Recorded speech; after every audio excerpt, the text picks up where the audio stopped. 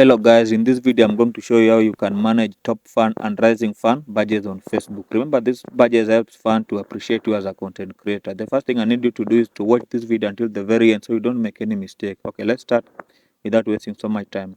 Click on the Facebook application, then go to, this is my main Facebook profile. Click on the profile picture on the main profile, then switch to the page where you want to manage the badges. Here I want to manage badges on one of my pages here, this page here. Click on it. Then click on the profile picture on the page, just like this. Then click on the name on the page. Then click on these three dots. Then click on manage fan badges. Here I have top fan and rising fan. Activate all the badges like this.